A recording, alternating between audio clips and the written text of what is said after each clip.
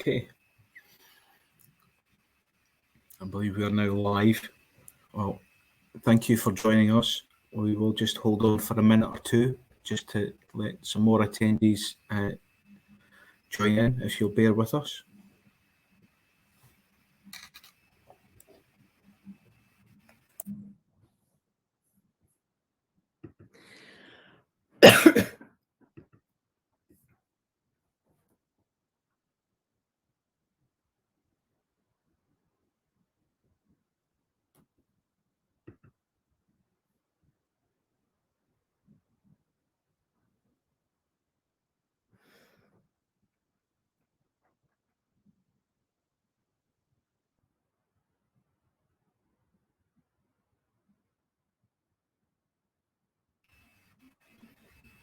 Okay, I think we've now got hit a critical number, so we'll now crack on with proceedings.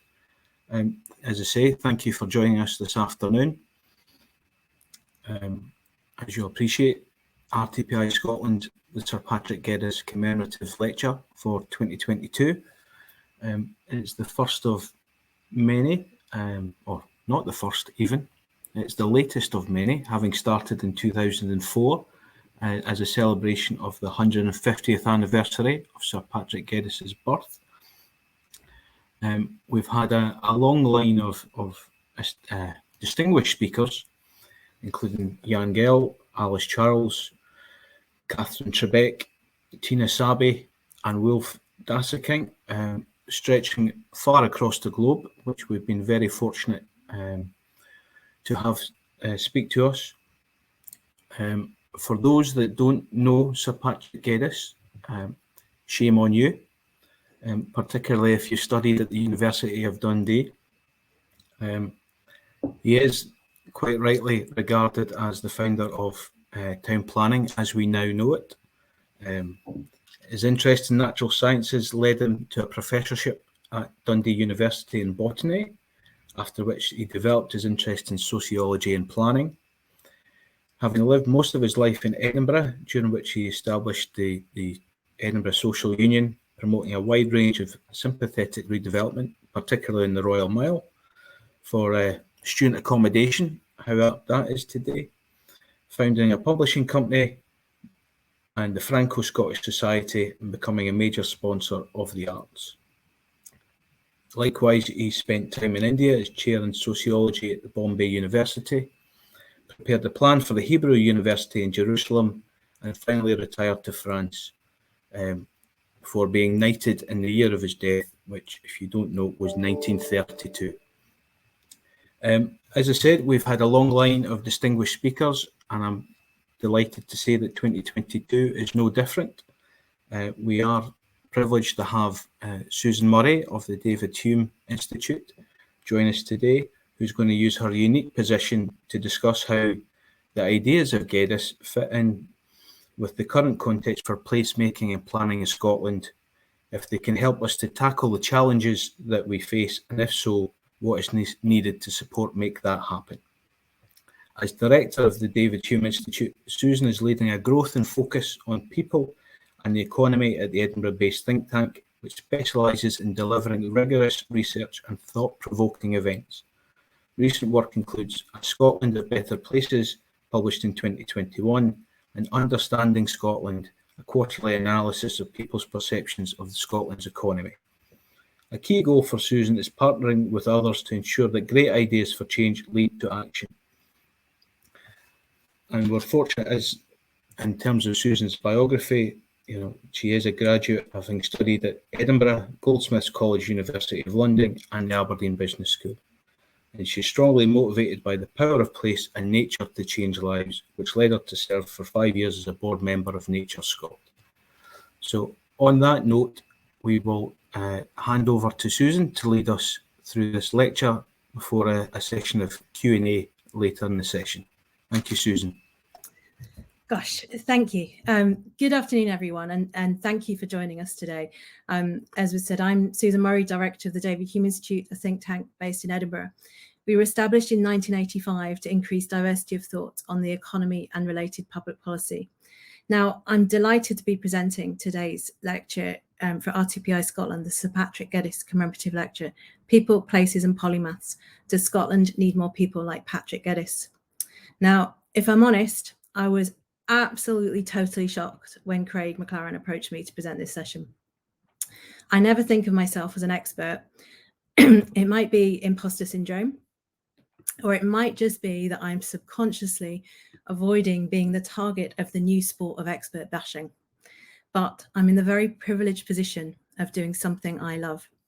I get paid to listen to all sorts of different people, to look at patterns in data and to think about the implications. My role is gathering evidence, moving that information around to different people and creating conversations that could help others. So let's not think about the next hour as a lecture where I'm an expert in a position of power. Let's think about this as the start of a conversation or a provocation for your own thinking. Now, as most of the audience are planners, I thought I'd share a rough plan for the journey that we'll go on together. In the Geddes tradition, it's important you know who I am and where I'm coming from. So first, there'll be a little bit about me, and then a little bit about some of the work of the David Hume Institute, and then some reflections that might be of interest. So first, people, places, and me. I have always been interested in the place around me. My dad, who died last year, came from a small village called Dromore in Wigtownshire, now part of Dumfries and Galloway. He was forced to move away as a teenager so his father could find work, and they ended up in Chesterfield, which is a very different place to the tiny village he came from by the sea. Most of our holidays when I was young were touring the UK in a caravan, staying in the outdoors, seeing relatives, and breaking down in the car on the way to see amazing places. But it wasn't always peace and tranquility. My mum couldn't read a map, and in the days before sat-nav, this led to lots of arguments in the car. So I took over. I absolutely loved having the road map, and sometimes I even got to sit in the front of the car, which really annoyed my big brother. Not only did I get good at map reading, but I loved looking at the map and seeing what we were passing on the way. And then I loved talking about it to my dad because he was interested in what was around us. And in the back of the car, my brother sat with his headphones on. When I went to high school, my first geography teacher was the fantastic Mr. Price. He went on to encourage my interest in geology. Not only was he super enthusiastic, but he really believed in getting us outdoors on field trips. And we got to go to amazing places and learn all about them. So from a massive comprehensive school at the end of Gatwick's runway, we went to the classic geological sites, including the Dorset coast, the Malverns, the Peak District, Snowdonia, Ardnamurchan and Mull. And I even got invited back in my first year of university to help with a school trip to Iceland. Now, you can't study geology without thinking about geological time. So I've just slipped in here a picture of the fascinating Knocken Crag, a place I first visited as an A-level student on a field trip. There's something powerful about the concept of geological time, which makes us realise that we are all here on Earth just for a brief glimpsing moment. Sadly, Mr. Price also died last year, and I'm immensely sad that I didn't ever go back and thank him as an adult. So I'd like to dedicate today's session to both my dad and Mr. Price. Now, as they pass, a new generation takes over, and I continue in Mr. Price and my dad's tradition of taking my children on holidays to experience the outdoors in all weathers. And here we are at the beautiful Smoo Cave where human and geological history meet, and I feel Patrick Geddes would have absolutely loved this place. And here we are in East Lothian where my children were fascinated by a ford and the concept that flash floods could be way over their heads. It just simply blew their minds. I love learning. I love stumbling on new things, and one of my catchphrases with my children is "every day's a school day." But Geddes said it much, much better than this. Vivendo decimus, by living we learn. This encouragement from others to be interested in the world around me never seems to switch off. I didn't know about Geddes's work in India until I went for a curry one night at Dishoom when it first opened. I thought people couldn't fail to notice the walls that were covered in Patrick Geddes plans and photos, but I've spoken to loads of people now that have eaten there, and very few have even looked up. I enjoy learning most in a group where we get to go on a journey together. I've spent almost 10 years volunteering my spare time with the National Trust for Scotland on Thistle Camp and their trailblazing camps for young people, helping with conservation projects all over Scotland. And through this, I met so many fantastic people in all different walks of life. I always try to make time to listen to inspiring people passionate about their work. And one of those people relevant to the session today is Brent Todderan. I've been lucky enough to hear him speak a few times, first when I was working on volunteering policy and was fascinated by the fact that volunteering rates are higher in walkable communities. Brent often quotes another famous placemaker, Lewis Mumford, a disciple of Geddes. And Brent's thoughts on no blank walls policy took me right back to where Geddes might have approached places if he was around today. I'm sure Geddes would have been an avid proponent of green walls and green roofs, and sad that we were not benefiting from more of these in Scotland. So what's all this got to do with the David Hume Institute? Well, DHI was set up to increase diversity of thought on the economy and related public policy. And before I joined DHI, it felt to me that often the label of economist meant that what the person said went unquestioned. It was as if economics was a definite science, whereas the more I learned about it, the more I realized economics is a social science. And in every paper that's presented, there are judgments and assumptions that are being made that can have big implications for people's lives and the decisions that are made on the basis of the evidence. Then just before I joined DHI, I had an interview with Esther Duflo, the Nobel Prize-winning economist. She said, "The economy is too important to be left to economists," and this comment has stayed with me, and it was the comment that spurred me on to work for DHI. So over the last few years, DHI has looked at the traditional areas of the economy, like the labour market and productivity, but we've also looked at other factors that influence those. For instance, diversity of thought through our Team Scotland analysis of the top leaders in Scotland and who is making the decisions. The Action Project and Scotland of Better Places, I'll speak more about in a minute. And one of the things that came out of this work was issues with data. So we worked with the William Grant Foundation and looked at correlating open data for communities in Scotland, which led to another paper on community insights and unpicking SIMD assumptions through combining qualitative and quantitative data about communities. We then followed this work with a partnership with the Institute and Faculty of Actuaries on the Great Risk Transfer, which looked at the trend over the last 40 years of transferring financial risk to the state, from the state and organisations to individuals. Many people we spoke to were simply unaware of the changes and the implications, even though they have big consequences for their everyday lives. So I can't do justice to each of these projects today, but I do want to highlight the Action Project. The project started out with questions. COVID and lockdown had impacted on so many lives, and it seemed as if everyone was talking about lives changing post-COVID. But what did it really mean? We saw many organisations just arguing for the thing that they'd been lobbying for before COVID, but just with added vigour and using COVID as a justification for their policy ask. So we analysed lots of policy documents to see if there was overlap between the asks, and yes, there was. Slightly different wording, but loads of common areas of agreement and clear alignment to the UN Sustainable Development Goals across sectors, whether people acknowledged it or not. And then we went to ask people about what their priorities for action in their own lives and communities were.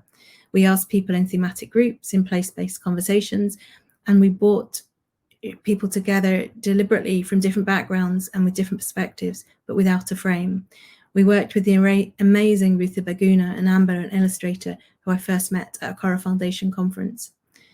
We worked in partnership with the Children's Parliament, the Scottish Youth Parliament, U3A, and many more to ensure we were asking as many different people about their priorities for action. In the end, the work engaged with over 5,000 people in lots of different ways. They told us 3 clear priorities: to be actively kind and considerate in all areas of their lives, to make more and faster action to support nature and the environment, including through tackling climate change, and to make more conscious choices with money. In the place-based conversations, people from different backgrounds were surprised that they had more in common than they had initially thought. We weren't facilitating looking for differences of opinion, but starting out with stories and reflections which were a great leveller and ended up with actions that have been taken forward. And in some areas, the conversations even directly led to creating jobs. We didn't try to control the outcomes. We started with the guiding belief that bringing people together leads to action. To me, This feels similar to Geddes's approach when he worked on the Royal Mile. In all of our sessions, notes were live illustrated and shared with participants at the end of the meetings. They were really careful not to use power-based language and not to allow people in positions of power to dominate the conversations. Nature, history, and creativity shone through in every discussion, something that would have been no surprise to Patrick Geddes. The action project included a strand led by Professor Duncan McLennan, and he had many conversations around all different aspects of place policy. And this led to the in-depth publication, A Scotland of Better Places, which synthesises discussions with over 600 people and is full of ideas for action. All of the research I mentioned here are in-depth reports, which I can't do justice to in this snapshot, but I want to encourage you to read or listen again to our free events and think about them in more detail. But just as when Geddes was alive, there are many challenges for people living under pressure, and there are many people living under pressure. There are multiple interconnected issues which need holistic solutions. Complexity isn't an excuse for lack of action. Years ago, I heard John Carnacan of the Violence Reduction Unit speak. He used a phrase that has stuck with me, and when he was talking about how they started to reduce knife crime in Glasgow. Start where you are, use what you have, and do what you can. He later told me he got the quote from Arthur Ashe, the tennis player who had inspired him. In the Action Project, many individuals and communities across Scotland were doing just this. They didn't want to be labelled as deprived. Some described feeling richer in a non-material sense, although they had less resources than others. Since the research, even more people are now increasingly living under pressure with their finances. Our research on understanding Scotland's economy shows that 1 in 3 people have no savings and are living week to week. A hole in a school shoe or a flat tyre is likely to cause a major problem, and a significant proportion of our workforce is losing sleep due to these financial worries. We've created a system with so little resilience that 1/3 of our workforce are struggling to concentrate due to loss of sleep because of financial worries. If Geddes was here today, I have no doubt he would be concerned about this. He was a social reformer who used planning as a tool to improve lives. He believed in bringing different people together and sharing space. I think he would be horrified by the rise in gated communities and segregated retirement villages, seeing society as being weakened by segmentation. And yet, although we celebrate Geddes, there's been little progress on concepts such as co-housing, for which I'm sure he would have advocated strongly. Instead, as a country, we seem to accept rather than challenge the trend for more people to be living alone. And this is despite the fact that single-person households are more likely to be financially insecure. They're more likely to experience loneliness, which has associated health impacts and therefore cost the public purse. Geddes's approach was not mechanistic. He was interested in cities as hubs of cultural creativity. He was influenced by Darwin and saw the job of the planner as being to foster progressive cultural evolution. People's lives had to be enriched. Although no artist himself, he was active in the arts and craft movements, and thanks to my neighbour Margaret for lending me books on this. He ensured that stained glass windows, murals and sculpture were all carrying improving messages were built into his improvement schemes. Today, there are many communities experimenting with creative solutions, but often it's about retrofitting rather than designing in from the start. What would Geddes have thought about our changing relationship with nature? Unlike his own childhood, where his formative years were spent roaming on Canoe Hill in Perth, children no longer have freedom to roam. This picture shows a study done a few years ago with generations of one family in Sheffield. It shows our increasing confinement. The great-grandfather had freedom to roam for 6 miles to go fishing with his friends, but each subsequent generation saw the distance from home decrease, with the son only allowed 300 yards to the end of the street on his own. In the words of Lewis Mumford, trend is not destiny. The number of children walking to school is declining, and parents often cite traffic as one of the reasons for driving their children. Just like this cartoon I first saw shared by Brent Todderan, traffic induces traffic. What would Geddes have thought about the dominance of the car today, of the fact that we now have to put up bollards to keep people safe on pavements, and even with the bollards, some cars just use these as a protected parking zone, even if that means blocking dropped curbs. The BBC documentary Fighting for Air with Dr. Zander van Tulleken examined the impacts of air pollution from traffic on health and the economy.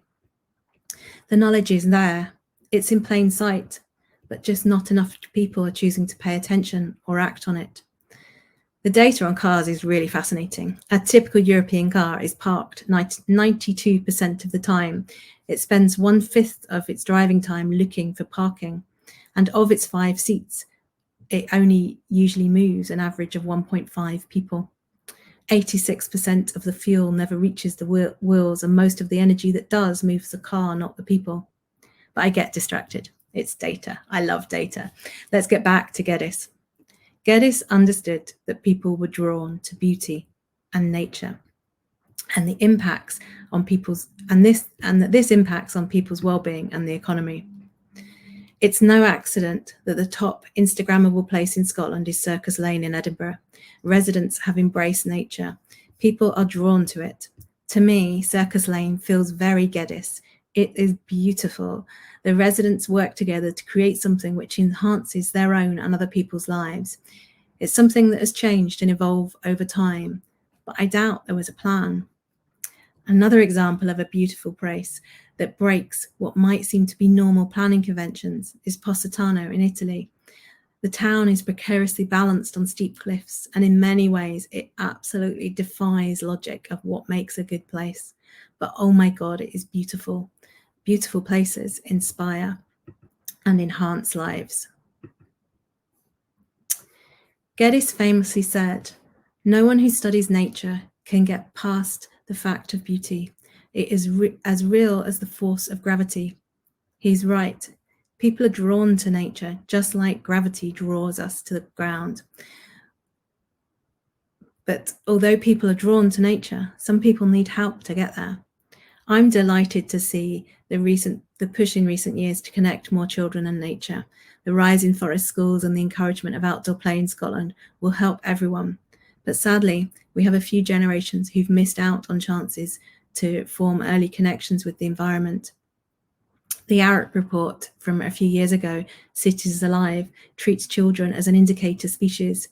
It says the amount of time children spend playing outdoors, their ability to get around independently, and their level of contact with nature are strong indicators of how a city is performing. Not just children, but for all generations of city dwellers. If cities fail to address the needs of children, they risk economic and cultural impacts. A bit like a previous Geddes lecture from Catherine Trebek, who suggested the number of girls riding bikes to school was an indicator of a measure of success. Geddes's view was to conceive life as a whole. His brilliance lies in being a polymath, an individual whose knowledge spans a substantial number of subjects, drawing on complex bodies of knowledge to solve specific problems. It is a term that has fallen out of everyday use, but one that I have used deliberately today. The complex challenges facing humanity need holistic thinking. In Geddes's work in India, he went against colonial bureaucrats. His approach was in contrast to the colonial policies of the time that were delivering sweeping clearances carried out in the name of sanitation. He observed people, the layout and the thoroughfares of cities before making recommendations, and then he always took cultural and historical factors into account. By allowing the city to speak to him, his reports were usually sensitive to the needs of the people and economical. It was Geddes's passion for life, his interest in the world around him through sociology, botany, and social reform that have made him great. He saw planning as much more than rules and regulations. It is a tool that can help create the society in which we want to live. Scotland is facing the impacts of climate change with more intense rainfall, hotter summers, and more storms. It will be planners that help the country become more resilient. We need to quickly embrace the things that we know will help and stop doing the things that won't. Food security will become increasingly important. Why are we building on our most fertile land? Simply because it's the cheapest option? Would Geddes have supported that? Why are we building new properties which bake in problems for the future? Gas cookers, insufficient insulation and no renewables. Buildings with materials that enhance urban heat islands rather than decrease them. And why are we still taking an approach that cleanses areas of nature rather than embracing it? What assumptions are we accepting without question?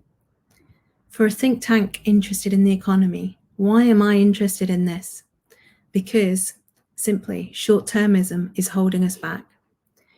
Geddes described the paleotechnic man as seeking mostly short-term gain. His outlook is highly competitive, his pleasures unreal, or at best, merely consolatory. Money is the symbol of wealth. Money, the symbol of wealth, is mistaken for wealth itself, and the consequence is that people tended to accumulate and hoard money at the expense of real wealth. In Geddes's neotechnic age, the ultimate goal is a healthy environment in its full meaning. Even in strictly pragmatic terms, this would mean the creation of happier and more productive men and women. Geddes famously said, "We live not by the jangling of our coins, but by the fullness of our harvests." And I would like to add to that, we also live by the fullness of our hearts. The link between holistic placemaking, nature, and beauty to a thriving economy is clear. We need our whole brains and an interest in the world around us to ride to the challenges ahead. So, back to the question we started with. Yes, we do need more people like Patrick Geddes. We need an age of polymaths. We must think long term. We must think beyond silos, and we must think holistically, just like Geddes. And if we do, awesome awaits. Thank you.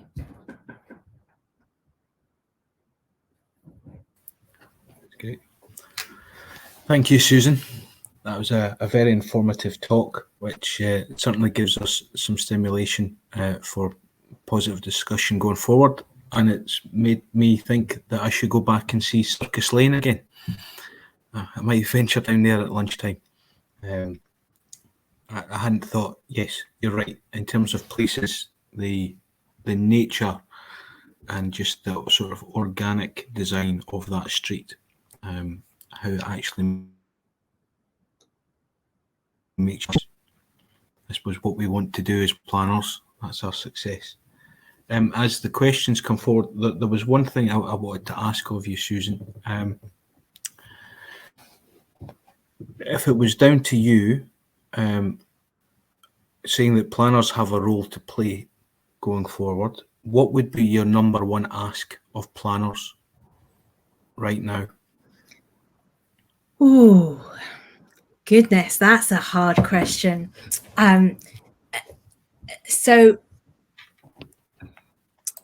I think I would say to think outside the box. So I didn't add in, but I did sit on a community council for a while, and when we had various planning discussions, we quite often sort of almost got the feeling that people's hands were tied and there wasn't much they could do, and we would say, what if, what, you know, why that, or, you know, ask lots of questions, and it was we were quite often, it's just the way it has to be. And that kind of, there's something about Geddes in the art of the possible, and almost, I think it's really hard when you've got rules and regulations that you have to stick to. And I'm not a planner, so to take that, you know, I don't know what everyone on this call is dealing with every day, but there's something around going beyond the functional into the areas that Geddes knew enhanced life, you know, in the nature and the beauty that people really love. And are we creating those kind of spaces today? And, you know, a walk around the most recent buildings in Edinburgh, some of the student blocks we've got, I find that really hard to say there's much beauty coming down the line. It's function, it's cost, and are they places we're creating that people want to spend time? And ultimately, if you spend time, you spend money. So the economy, the economy benefits from beautiful buildings and places. So that would be my big sort of plea, I think, is how you can use the tools at your disposal, maybe to push the people that are putting in planning applications to go further. I mean, but I know it's difficult. I went through 3 rounds of planning with one developer through a community consultation, and all the way through they were telling us we were going to get green walls and green roofs, and then at the very last they were cut. And I find that really hard. Value engineering. You're right. I do know, having worked for a number of years with developers, unfortunately, I describe it as the green bit seems as the easy bit to cut. And it's how do you change that mindset and get people to build that instinct that's actually important. Mm-hmm. That's where we should be investing. Mm-hmm. You'll be pleased to know, Susan, that the questions are coming in thick and fast now. Mm-hmm. So one of the questions we have here is, you discussed how we need to reframe how we measure success and make it more about the places we create for people. Have you any thoughts on how we do this within the planning realm? And do you think we can alter behaviours through this? Oh, goodness. Well, I think I think the path that we're on with the Scottish Government's commitment to looking at a wellbeing economy, I think that's a good one. We're definitely getting alternative measures of success coming through. I think the discussions and things around, what makes good places. I mean, I've taken part in the past in the place standard tool, and I think that's really interesting, but it's really hard to actually, as a community, get that place standard. You get your outcomes, what you want to achieve, but then how do you get that through? So, but you kind of know good places when you're in them. Why? I mean, there are places in Edinburgh. Sorry to be talking about Edinburgh for people that aren't here, but there've been consistently places where people have been drawn to over the years. They feel nice. There's something you can't always put your finger on. Why do people want to live in those places? Why are the house prices higher? And there's something about the beauty of the buildings, the combination of how the gardens and nature sit together. And that kind of feeling, it's hard to measure. Is that about the measure of how quickly it takes you to get to a service, or how quickly you can buy a pint of milk? Those things aren't the things that always draw people to places. And I think when I look at it, it's the kind of measures about what is the quality of the green space around you, because that has a big implication on people's quality of life. And I think when you look at the Scottish Index of Multiple Deprivation measures, there is a big difference in the quality of green space in areas that have less resources. And how do we prioritize those, particularly in a time going forward where budgets are going to be really hard, and it is going to be statutory services that get prioritized. So how do we ensure that something that is a resource to communities like nature and parks and the green spaces still gets, adequate care, so that they're there in future, that we don't lose them because they need maintaining? I don't know if that's answered your question, really, has it, Andrew? I've waffled. Sorry. Not at all. Not at all. Moving to the next question, Susan. Do you think we should be refocusing our planning from the product to that of one that responds more to users?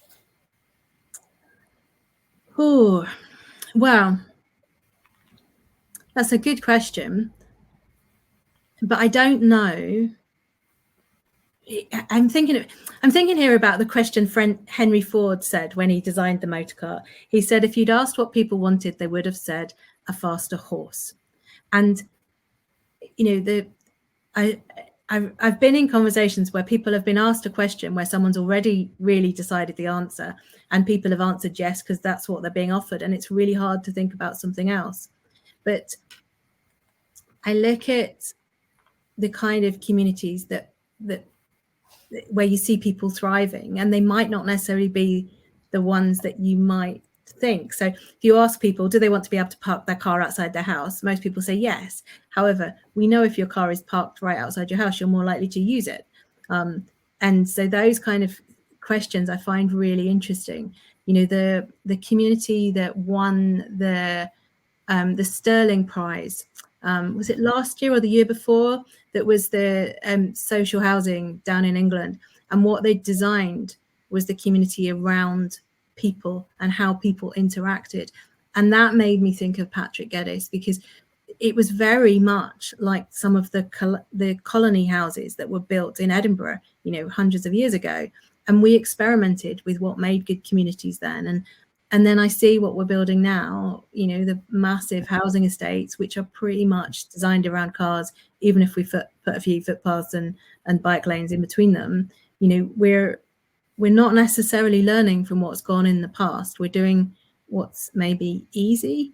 And then I think about what Geddes has told us, and we've got all that learning there and hundreds of years of expertise, you know, and then people that have built on that, you know, when you think, because when I was looking at Geddes and I was looking at, you know, the people like McHarg and Jane Jacobs and Silent Spring and all those people that have come out of that school of Geddes thinking.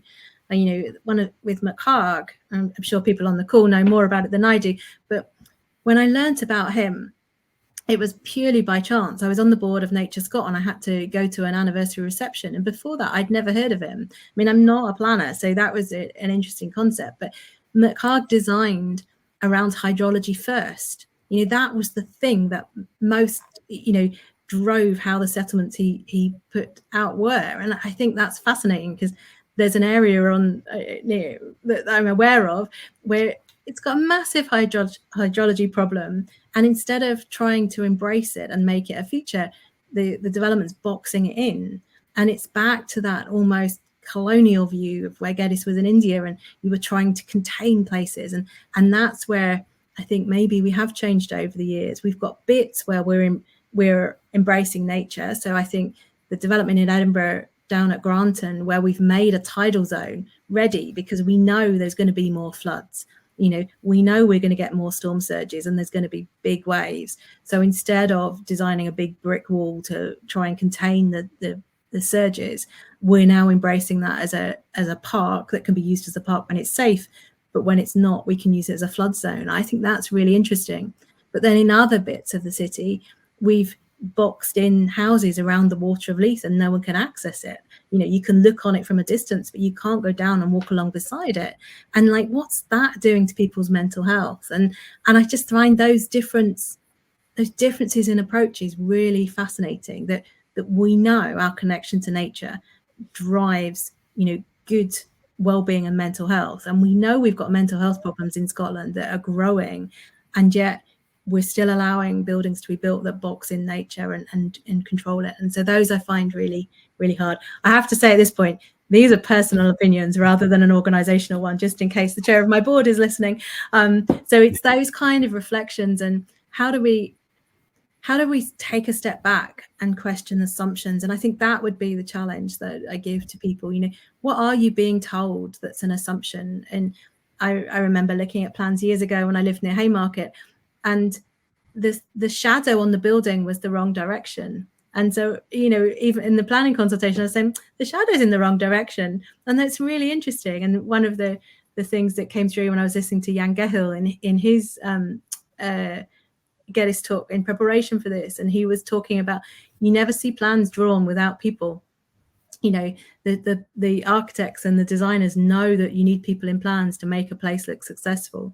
But what is it that draws people to places? And that's what we've got to be really key on. It's more than just facilities. It's the beauty and the nature that are really key to getting people there with footfall and spending money, if we're talking the economy as well. No, absolutely. You might be refreshed to know that colony housing is making a comeback. Brilliant. Slightly controversial one for you, Susan. Mm-hmm. Does the silo mentality of today's academia enable or block the potential for the age of polymaths? I don't think I know enough about that to comment. I see lots of great academics thinking outside the box. So I can't say all. I don't like to ever say all people are all one thing. So I'll say I don't know. I can't comment. But I can see a question's just coming in on Ian McHarg. There's someone that's really pleased that it's got a name check. So that's good. I can definitely say Robert Forbes is right. Yes, everyone should look at Design for Nature, because when I looked at it, I was just like, I can't believe this is, I think it was about 50 or 60 years old at the time. You know, it was really good. So yeah, definitely Robert is spot on. You'll have made his day, Susan, saying that Robert Forbes is right. Interesting one. You mentioned that planners should think out of the box.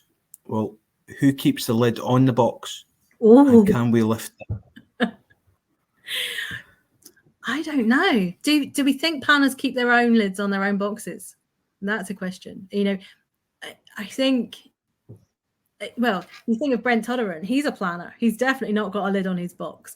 But one of the things that I think is really interesting about him, and probably why I was drawn to him, is his style of communication is really different. He's almost kind of like a rock star planner, because the terms which he uses are ones that everyday people can understand. So the thing that really got me when I was listening to him was the neighborhood trick-or-treating test. You know, is your neighborhood safe enough for your children to go out and trick-or-treat on their own? And that, I know it's a very American concept.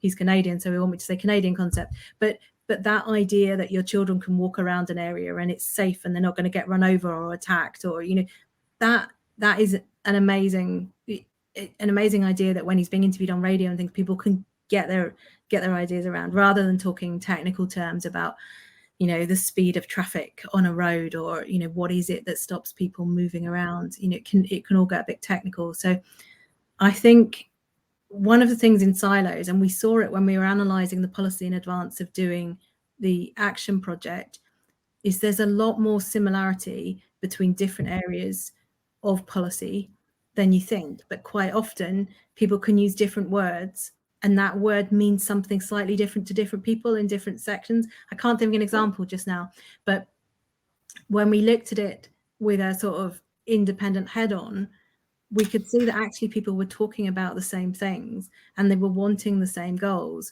but they were sometimes arguing at cross purposes. And there's something around how do we get out of our own silo and go and listen to something else, and then maybe hear something and then realize actually they are wanting the same as me. So, you know, that there's a real challenge, I think, for although I'm speaking to RTPI today to actually go on planners, come and join David Hume Institute events, and you know, one of the things we try and do is bring people together across sectors so that we're not working in silos, because there just isn't the time, you know. And I think you can see that with so one of the things we've been working on the economy is the factors that influence productivity. And you'll hear lots over the years about how can we make more widgets? How can we make more widgets faster and make our machines? But so little focus over the years in economist papers has been on how do you make people more resilient so that actually they can work more efficiently. And, you know, at the moment we've got a third of our workforce losing sleep over their financials. You know, we've got to be worried about that kind of stuff. But if you go at that from a different point of view, you know, at the moment that would all be seen as social security or anti-poverty measures. You wouldn't necessarily get planners thinking about, well, how do we create communities or houses that mean that people aren't wasting money on energy, so that they're not as worried about their finances, so that their productivity increases. So it's that, I think we just live in such an interrelated world that, you know, there's so many opportunities out there if we can get out of silos. No, absolutely. No, it's interesting as a planner. Some of the comments you've made, that, you know, stripping it right back down to basics and thinking the questions about the places that we live in. And, you know, you'd mentioned Catherine Trebek, and, you know, the reference to girls feeling safe enough to bike to school. and now we have to add whether you can go guising safely in your neighbourhood, which is rather apt in October. It's front of my mind because my kids are asking about that at the moment. But that, you know, I don't think we need all of them. But that idea that, you know, when you look at, we looked at SAMD index as part of the community insights work we did, and one of the assumptions in there is about access to services. But 60% of the weighting is towards car use. Now, I completely understand why it's been done, because so many areas of Scotland, you know, we've got a large proportion of the landmass that is rural, and so you need a car. But for areas that might not be able to access services by bus or feet, and communities that don't have access to cars, and we've got, you know, significant areas of Scotland where people don't own cars, you know, they then end up lower down in the weighting because that assumption's been made in how that's weighted. And I think we just need to understand where those kind of assumptions are being made.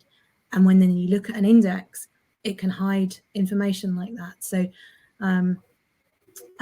gosh, I can see a really big question coming in that's just distracting me. I'll let you take that one, Andrew, because I can't read all those words. Well, I've been jumping around slightly, Susan, so I'll go back to one here, which... Okay. Do you think our current political atmosphere is hindering creating the places you speak of to spend time in? As capitalism in the UK is regarded as striving for immediate short-term profit rather than the great places to live in and long-term gains. So. Oh, well, I don't know about the premise of that question, but what I do know is when we all stopped in COVID and we were locked down, I know that I was rushing around less, and I know my kids did less activities after school. And I know when I was told I could only exercise for an hour a day and go outdoors, I went outside for an hour a day, and we all went for a walk, and the kids learned to do handstands on a golf course that was closed. It was brilliant, to be honest. I feel really bad saying that because our lockdown was actually quite a good thing for our family. But now we're back to normal, and I'm back to being as busy as ever. I'm not spending an hour a day outside. I've also got no one telling me to. And I kind of think, oh, that's that. I find that really interesting that I almost needed to be told to do it. So I don't know if it's all those things in the question. But what I do know is when we slowed down, I definitely spent more time speaking to my neighbours. We were all walking in our community. We bumped into more people and we had more conversations. We ended up with a WhatsApp group and people swapped things, and that's carried on. And I think that idea that, you know, what's coming down the line, we've actually got a blog on our website about, one of my colleagues has written about it. So, you know, I'm horrified by the fact this winter we might have to have warm banks. You know, it's bad enough that we've got food banks that are running out of food, but warm banks so that people can go so that they don't freeze to death is you know, awful in today's society. I can only dream what Patrick Geddes would have been writing about that. But does that mean that actually when those people come together in that space, they're going to be meeting in a way that they weren't otherwise? And that I find interesting, because so much can happen when people do come together. And one of the interesting facts about the Brexit referendum is there was some analysis done of communities in England that had voted pro-Brexit, and I think there was a correlation between the number of pubs that communities had lost and the higher votes for Brexit. And I find that really interesting, because one of the things that I think we do need to do is think about social cohesion. And we've got a past event on this where someone was talking about the marketisation of education in England. And I know this is a bit of a slide point, but it talks about integrated policy areas. And one of the things I notice in Scotland is, on the whole, we still have communities at the heart of the schools, at the heart of communities. So we still have some children walking to school. Yes, some are driven, but we have, you know, buses to rural schools. We have people, you know, effectively travelling to the same place. And I find that really interesting, because in England we don't, and in Scotland I don't think we necessarily realise that. So because of the under the mode of choice, you've got much people from the same community travelling in many different directions across towns now, and you could have 2 children in 2 different schools if you don't get your first choice schools. And I think that has had an impact on social cohesion, because it means you haven't got this place that you're going, that you're connected to. And it makes me think about, right, how does that change over time? You know, what does that mean? And we had someone called Olli-Pekka Heinonen over from Finland talking about one of the things that they realized was the schools at the heart of communities really made a difference to their social cohesion.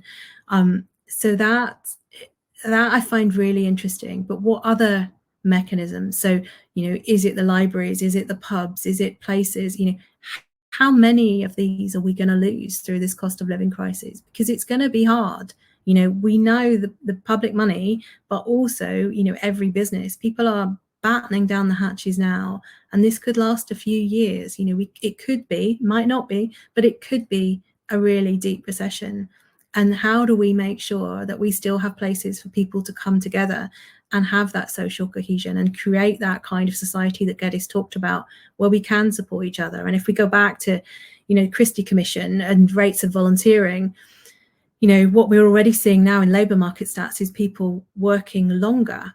You know, so if we're losing that army of volunteers that was, you know, in their 50s able to volunteer for, say, 20 years, we could be losing many people from roles that we've been used to having done by volunteers. And so there's all these questions about the trends coming, but I think so many of those are so big, and that's what takes me back to John Carnochan and Arthur Ashe, which is start where you are, use what you have and do what you can. Because as someone living in a community, I can't fix everything I want to fix, but I can start with some things that might bring beauty or nature into my life. So I have, there's a lady along the road, and in lockdown I walked past her garden every day, and she had it full of dahlias. I didn't even know what a dahlia was before I started, to be honest, but it's a really fancy flower for anyone that doesn't know. They're beautiful, and she had such a selection in her front garden, and everyone used to pause and look at it. Not in groups, we weren't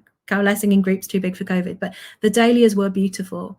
And that's made me think about, right, what do I have in my front garden that someone else might see and have joy as a result of walking past? And, you know, all those things. And it's made me think about, you know, the balconies you see with pots on, where someone's taken the time to grow something that they look out and see. And, you know, that bit around nature, you know, do we just take that for granted, that actually it can bring joy to our lives and others? Absolutely. We've got time for like 1 or 2 more questions, Susan. In academic terms, planning is known as a bit of a magpie subject, dipping into various aspects, social science, ecology, economics, etc. How do we encourage the next generation of young polymaths to start a career that fits broad, inquisitive minds? I've never heard it called magpie, but isn't that interesting? Isn't it about reframing it? You know, let's do a Brent. He's really good at reframing things. Let's think, you know, polymaths are something to be proud of. You know, when you look at, you know, Geddes reframed himself. I don't know how many people, but when he bid for the work to lay out Pitreavie Park in Dunfermline, it was the first time the term landscape architect had been used. I think that's what someone's told me. I trust them to be true. And, you know, so he didn't always call himself a planner. He called himself lots of different names. So there's something about being flexible enough to be whatever you need to be when you need to be it. So maybe you don't call yourself a planner at a certain stage. Maybe sometimes you're a landscape architect, other times you're an economist. I mean, I know from working with Professor Duncan McLennan, you know, he uses different terms at different times. So sometimes he's an economist, sometimes he's using other words. And I just, isn't it, there's something about us being flexible. Let's not be rigid in our thinking. You know, magpie sounds a bit like the thing that's going into a nest and stealing shiny things. You know, planners aren't doing that. What they're doing is learning about loads of different disciplines that they need to make great places and support other people to how to get them. Isn't that better? Oh, I totally agree. It used to be the jack of all trades, master of none. Mm-hmm. I think being a jack of all trades is a skill in itself. Mm-hmm. Much so. We've got one last question, Susan. It's an interesting one. What do you think Geddes would say about community wealth building and planning? So I didn't mention community wealth building today. I think it's really interesting. It seems to be evolving fast and lots of effort seems to be going into it. I think Geddes would be totally up there. I mean, when you look at the approach that he took to the work that he did on the Royal Mile, he didn't necessarily start with money and look at how it moved around the community, but he knew that by creating great places and bringing different types of people together, he socially constructed Riddle's Court and the people that lived around it, in Ramsey Gardens, brilliant windows with stained glass windows with mottos on to encourage people. I think Geddes would have been right in there with community wealth building. There's definitely lots of potential to have money flow in a different way in communities in Scotland that can do more good. So I think, hopefully it will be really successful and lots of lives will be changed as a result. Oh, that's great, Susan. Thank you. On that note, I would like to formally just say thank you on behalf of RTPI Scotland and our members for giving us this lecture today. In the background, I'd like to thank Jenny Stansfield of RTPI Scotland for her support in putting on this event. I'd also like to thank the Sir Patrick Geddes Memorial Society for their support as well with this event, and indeed for everyone that's taken the time to join us for this discussion. I know we had been due to have around 200 members. So again, once again, it's a very popular event, and thank you, Susan, for making it so. Certainly plenty to think about there. No doubt about that. There's a quite broad subject, as you say, the concept of warm banks and things, It's interesting times, whether that's the right word for it, but it's certainly times where there is a role for planning, and you're right, we do need to think out the box somewhat and how planners can play their part in it. And simply, the takeaways that we have here, simply thinking of my kids going and looking at genuinely when they want to go guising, is it safe enough to be in that street, is an interesting point. But certainly food for thought, and the next time we're all to get together, hopefully we can keep that debate going. So on that note, I'd like to say thank you very much. Thank you, Andrew. Thank you for having me, everyone.